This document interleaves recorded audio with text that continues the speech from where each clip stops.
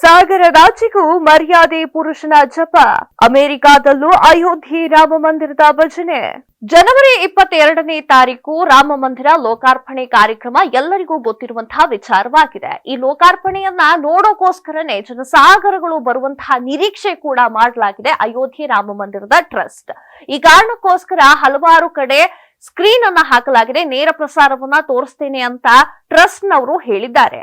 ಇದೇ ಕಾರಣಕ್ಕೋಸ್ಕರ ಸಾಗರದ ಆಚೆಯಲ್ಲೋ ಇರುವಂತಹ ದೊಡ್ಡಣ್ಣನ ಮಡಿಲಿನಲ್ಲಿ ಅಂದ್ರೆ ಅಮೆರಿಕಾದ ಮಡಿಲಿನಲ್ಲಿ ರಾಮ ಮಂದಿರದ ಸ್ಕ್ರೀನ್ ಬರ್ತಾ ಇದೆ. ಸ್ಕ್ರೀನ್ ಅಲ್ಲಿ ಲೈವ್ ಅನ್ನ ತೋರ್ಸೋಕೆ ಹೊರಟಿದ್ದಾರೆ ಅಮೆರಿಕಾದಲ್ಲಿ.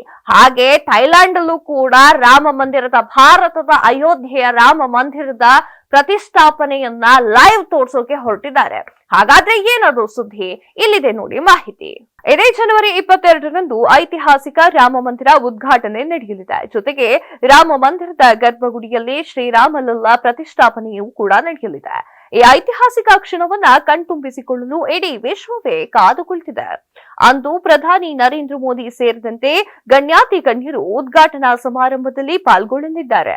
ಈ ಐತಿಹಾಸಿಕ ಕ್ಷಣವನ್ನ ಕಣ್ತುಂಬಿಸಿಕೊಳ್ಳಲು ದೇಶದೆಲ್ಲೆಡೆ ಕಾರ್ಯಕ್ರಮವನ್ನ ಹಮ್ಮಿಕೊಳ್ಳಲಾಗಿದೆ. ವಿಶ್ವದ ದೊಡ್ಡಣ್ಣ ಅಂತಾನೆ ಕರೆಸಿಕೊಳ್ಳುವಂತಹ ಅಮೆರಿಕ ಸಹ ನ್ಯೂಯಾರ್ಕ್ ನಗರದ ಐಕಾನಿಕ್ ಟೈಮ್ ನಲ್ಲಿ ಲೈವ್ ಸ್ಟ್ರೀಮ್ ಅನ್ನ ಮಾಡಲಿದೆ. ಜೊತೆಗೆ ಅಮೆರಿಕಾದಲ್ಲೂ ಕೂಡ ವಿವಿಧ ಭಾರತೀಯ ರಾಯಭಾರಿ ಕಚೇರಿಗಳು ನೇರ ಪ್ರಸಾರ ಮಾಡುವ ಮೂಲಕ ಶ್ರೀರಾಮನ ಕೀರ್ತಿಯನ್ನ ಪಸರಿಸಲು ಸಜ್ಜಾಗಿದೆ ಅಂತ ಮೂಲಗಳು ತಿಳಿಸಿದೆ.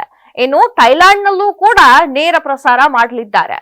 ಅಯೋಧ್ಯೆಯಲ್ಲಿ ಶ್ರೀರಾಮನ ಪ್ರತಿಷ್ಠಾಪನೆಗೆ ಸಾಕ್ಷಿಯಾಗುವ 51 ದೇಶಗಳನ್ನ ಗುರುತಿಸಲಾಗಿದೆ. ಈ ಪೈಕಿ ಥೈಲ್ಯಾಂಡ್ ಕೂಡ ಒಂದಾಗಿದೆ. ಅಲ್ಲಿನ ರಾಜಧಾನಿ ಬ್ಯಾಂಕಾಕ್ ನಲ್ಲಿ ರಾಮಲಲ್ಲಾ ಪ್ರತಿಷ್ಠಾಪನೆ ಕಾರ್ಯಕ್ರಮ ನೆರವೇರಲಿದೆ.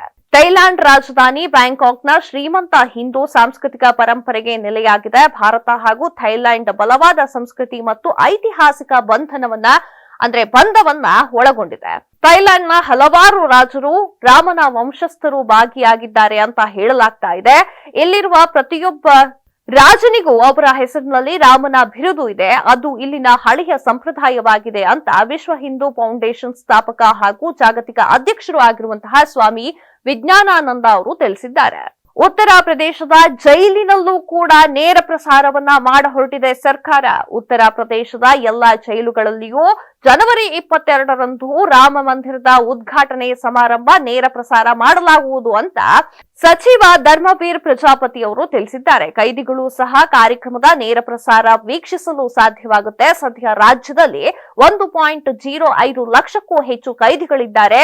ಅವರು ಈ ದೇಶದ ಪ್ರಜೆಗಳು. ಅವರು ಈ ಸಂದರ್ಭದಲ್ಲಿ ದೂರ ಉಳಿಯದಂತೆ ನೋಡ್ಕೊಳ್ತೇವೆ. ರಾಜ್ಯದ ಎಲ್ಲಾ ಜೈಲುಗಳಲ್ಲಿ ಲೈವ್ ಸ್ಟ್ರೀಮಿಂಗ್ ಅನ್ನ ಮಾಡಲಾಗುತ್ತದೆ ಅಂತ ತಿಳಿಸಿದ್ದಾರೆ. ಇದಿಷ್ಟು ಈ ಹೊತ್ತಿನ ಸುದ್ದಿ. ಮತ್ತಷ್ಟು ಸುದ್ದಿಗಳಿಗಾಗಿ ನೋಡ್ತಾ ಇರಿ ಕರ್ನಾಟಕ ಟಿವಿ. ಇದು ಕನ್ನಡಿಗರ ಧ್ವನಿ.